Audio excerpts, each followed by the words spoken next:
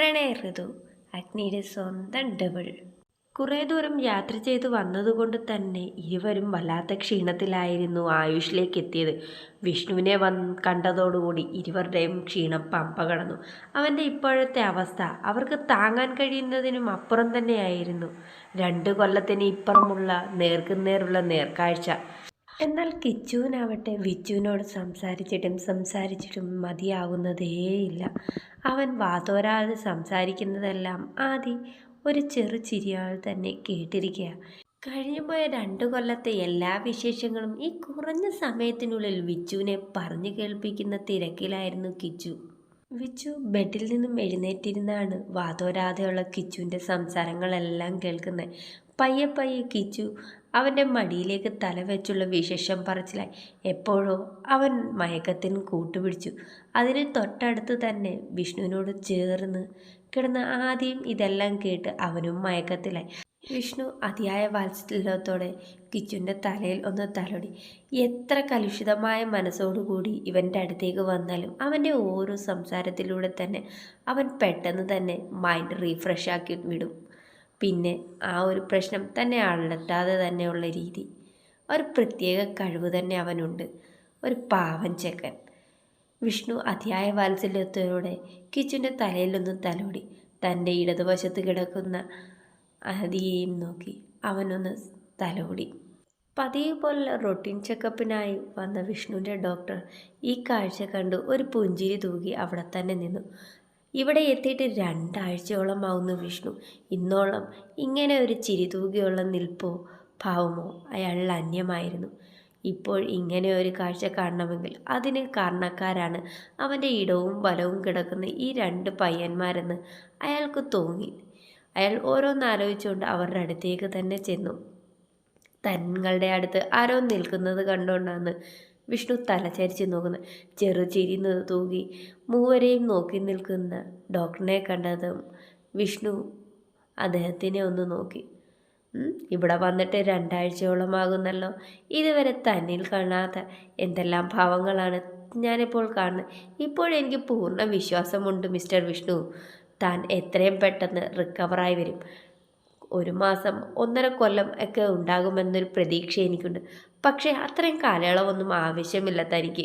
ഇവർ 2 പേരിൽ കണ്ടതും തനിക്കുണ്ടായി ഇത്രത്തോളം മാറ്റം. എന്നാൽ പിന്നെ തൻ്റെ ആരോഗ്യം വീണ്ടെടുക്കുന്നതിന് വലിയ താമസമൊന്നുമില്ല മിസ്റ്റർ. തനിക്ക് എത്രയും പെട്ടെന്ന് തന്നെ ഈ ആയുർവേദ ഹോസ്പിറ്റൽ വിട്ട് തൻ്റെ പഴയ ജീവിതത്തിലേക്ക് പോകാം. ഒരു ചിരി തൂകി അയാളുടെ തോളിൽ ഒന്ന് തട്ടിക്കൊണ്ട് ഡോക്ടർ പുറത്തേക്ക് ഇറങ്ങി. എന്നിട്ടും ഒരു സംശയത്തോടെ ഒന്ന് തിരിഞ്ഞു നിന്നു. വിഷ്ണു നെറ്റി ചുളിച്ചു. എന്തേ എന്നർത്ഥത്തിൽ. അല്ല, ഇവർ 2 പേരും എൻ്റെ കൂടെ പിറക്കാതെ പോയ എൻ്റെ കൂടപ്പിറപ്പുകളാണ് സർ. എന്ന് വെച്ചാൽ? ഡോക്ടർ മനസ്സിലാകാതെ വിഷ്ണുവിനോട് ചോദിച്ചു. അത് പറയുന്നതിന് മുൻപ് തന്നെ അവനൊരു തടയിട്ടുകൊണ്ട്, എന്താണ് മിസ്റ്റർ അരവിന്ദ്, ഞങ്ങൾ ആരെന്നും എന്തെന്നും അറിഞ്ഞാൽ മാത്രമേ കറക്റ്റായുള്ള ട്രീറ്റ്മെൻറ്റ് താൻ കൊടുക്കുമെന്നുണ്ടോ? അവനെ ഘനഗാംഭീര്യമേറിയ മുരൾച്ച പോലെയുള്ള ശബ്ദം കേട്ടതും വല്ലാത്ത ഒരു അസ്വസ്ഥത ഡോക്ടറിന് തോന്നി. എൻ്റെ പൊന്നാദി, നീ ആ മനുഷ്യനെ ഭയപ്പെടുത്താതെ. ഒന്നാമതേ ഞാൻ ഭയന്ന്, അതിൻ്റെ കൂടെ നീ ആ മനുഷ്യനെയും കൂടെ ഭയപ്പെടുത്താതെ. വിച്ചുവേട്ടനെ ട്രീറ്റ് ചെയ്യുന്ന ഡോക്ടറെ, ഞങ്ങൾ വിച്ചുവേട്ടൻ്റെ സഹോദരങ്ങളാ. അത്രമാത്രം ഡോക്ടർ ഇപ്പോൾ അറിഞ്ഞാൽ മതി. ഡോക്ടർ ഇനി നിന്നാൽ ശരിയാകില്ല. സാറ് പൊക്കോ. കിച്ചു ആ കണ്ണടച്ച് തന്നെ ഡോക്ടറിനുള്ള മറുപടി നൽകി. വിച്ചു അവർ ഇരുവരെയും നോക്കി. 2 പേരും കണ്ണടച്ചുകൊണ്ട് തന്നെയാണ് ഡോക്ടറിന് മറുപടി നൽകുന്നത്. 2 പേരുടെയും പ്രവൃത്തി കണ്ട് ഡോക്ടർ ഒന്ന് അമ്പരന്നു. എൻ്റെ പൊന്ന് ഡോക്ടർ സാറേ, ഇവർ 2 എണ്ണം ഇതുപോലെ. 2 എണ്ണത്തിനും എപ്പോഴും മത്സരം തന്നെ. ഞാൻ ഇവരിൽ 2 ആരെയാണ് കൂടുതൽ സ്നേഹിക്കുന്നതെന്നും ഇവർ 2 പേരിൽ എന്നെ എങ്ങനെയാണ് സ്നേഹിക്കുന്നത്, ആരാണ് കൂടുതൽ എന്നെ സ്നേഹിക്കുന്നത്, 2ൻ്റെ ഇടയ്ക്ക് ചെറിയ ചെറിയ കുശുമ്പും അടിയും ഇത് സ്ഥിരമാണ്. ഡോക്ടർ ഇനി നിന്ന ഡോക്ടറിന് പ്രാന്താവും ഇവർ 2 പേരും കാട്ടിക്കൂട്ടുന്നതെല്ലാം കണ്ടാൽ. വിഷ്ണു ഒരു ചെറുചിരിയോടെ അരവിന്ദിനോട് പറഞ്ഞതും അരവിന്ദും അതുപോലെ ചിരിച്ചുകൊണ്ട് പുറത്തേക്ക് പോയി. താൻ വളരെ ലക്കിയാണ് വിഷ്ണു. സ്നേഹബന്ധത്തിന് ഫസ്റ്റ് പ്രയോറിറ്റി കൊടുക്കാതെ ഇന്ന് പണത്തിനും സമ്പത്തിനും പിറകെ പോകുന്ന ആൾക്കാരുള്ള നാട്ടിൽ ഇവർ 2 പേരും ജനിക്കാതെ കൂടപ്പിറപ്പുകളല്ലാത്തവർ തന്നെ ഇത്രത്തോളം തന്നെ സ്നേഹിക്കുന്നുണ്ട്. താൻ എത്രമാത്രം ലക്കിയാണ്.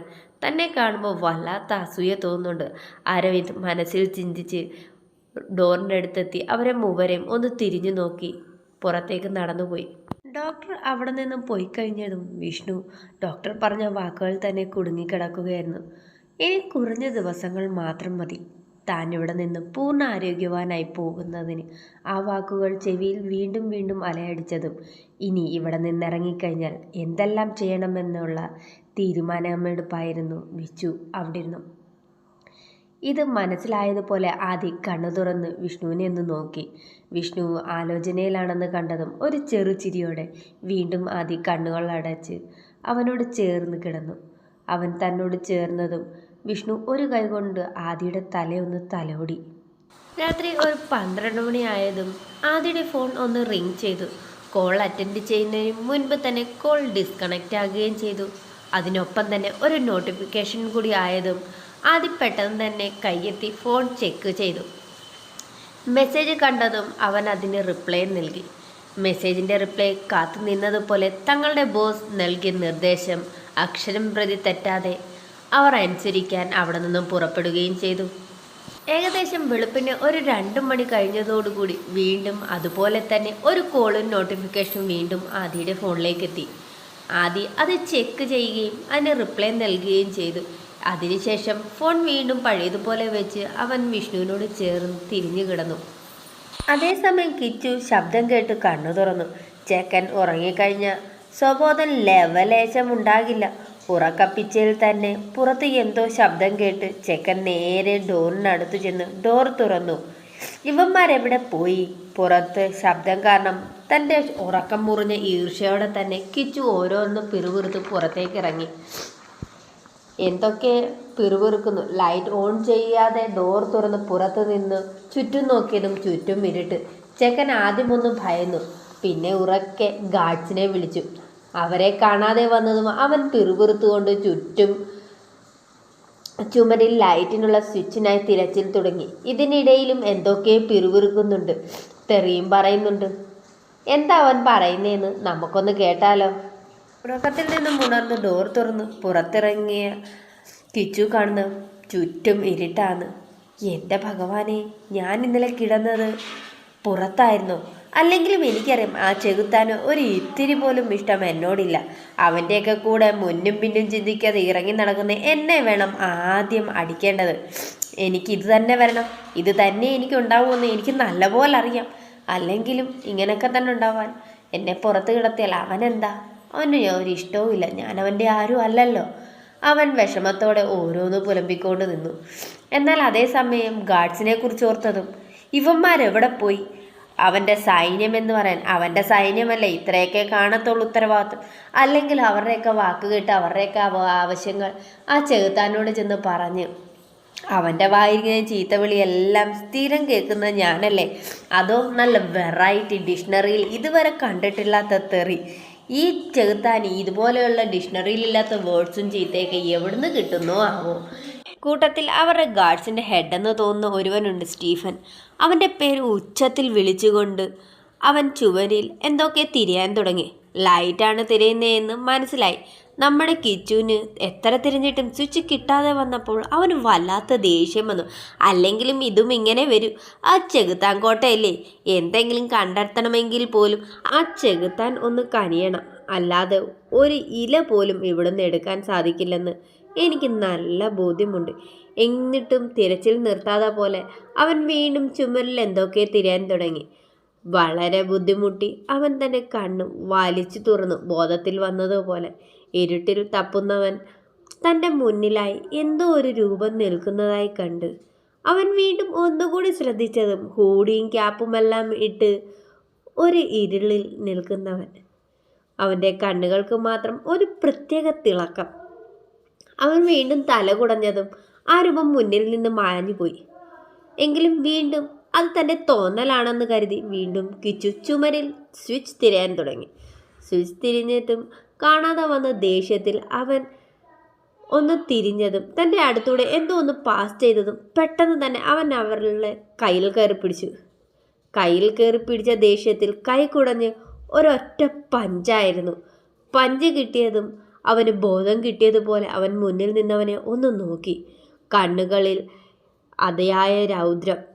ദേഷ്യത്തിൽ തന്നെ രൂക്ഷമായി നോക്കുന്നവനെ കണ്ടതും കിച്ചു ഒന്ന് ഭയന്ന് തിരിഞ്ഞു റൂമിൽ കയറി ഡോർ വലിച്ചടച്ചു. അതിനുശേഷം ഡോറിൽ ചാരി ഇന്ന് ദീർഘമായി ഒന്ന് നിശ്വസിച്ചു. കതവ് വലിച്ചടച്ച ശബ്ദം കേട്ടുകൊണ്ടാണ് ഉറക്കത്തിൽ കിടന്ന രണ്ടെണ്ണം ചാടി എഴുന്നേക്കുന്നത്. അവർ ലൈറ്റ് ഇട്ടതും കാണുന്നത് കതകിൽ ചാരി നിന്ന് ശ്വാസം ആഞ്ഞു വലിക്കുന്ന കിച്ചുവിനെ ആയിരുന്നു. ആദ്യം അവനെ അടിമുടിയൊന്ന് ചെക്ക് ചെയ്തു.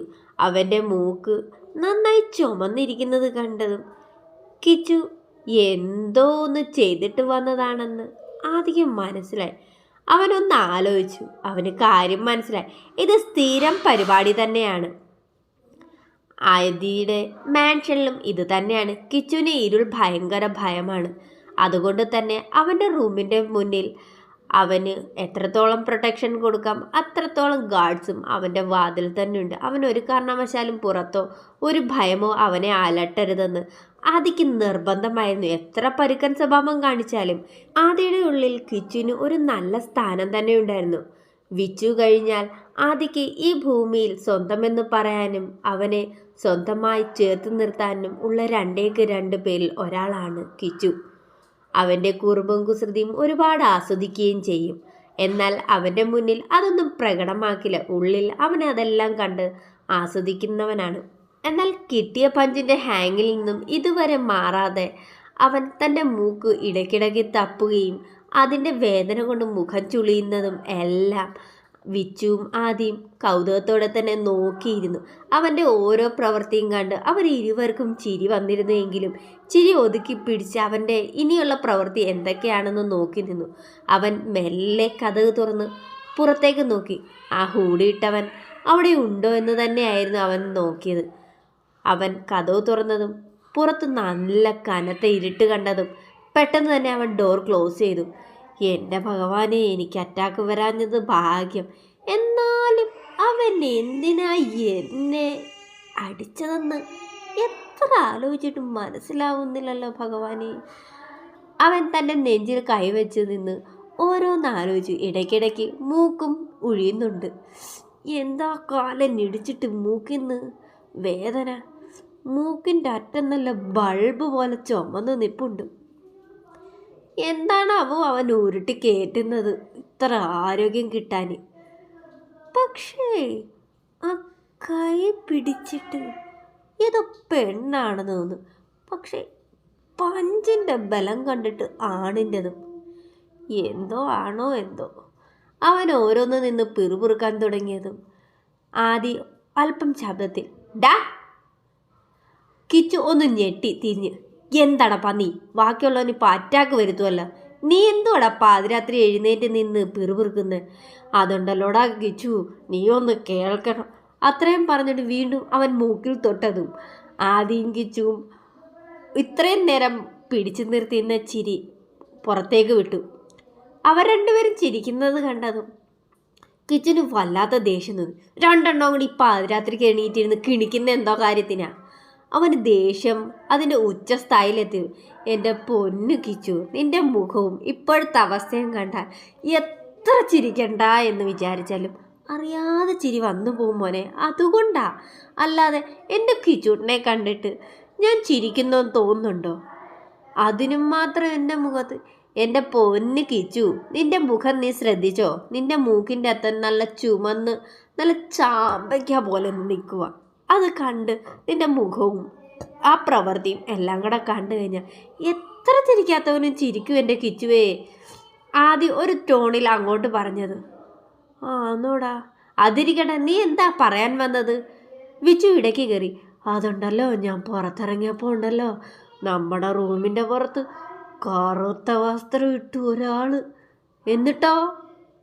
ഞാനൊന്നും ചെയ്തില്ല. പക്ഷെ അവൻ എൻ്റെ മൂക്കിനിട്ടൊരു പഞ്ച് തന്നു.